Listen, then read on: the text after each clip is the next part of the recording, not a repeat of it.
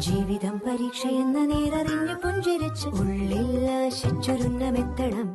കണ്ണീരില്ലാത്ത നാളിലെത്തണം. പൂജ്യത്തിൽ നിന്നു മുന്നിലെത്തുവാൻ ഇത്രയും നേരമോ ഇത്രയും ദൂരമോ? ഉള്ളിൽ ആശിച്ചൊരുന്നമെത്തണം. കണ്ണീരില്ലാത്ത നാളിലെത്തണം.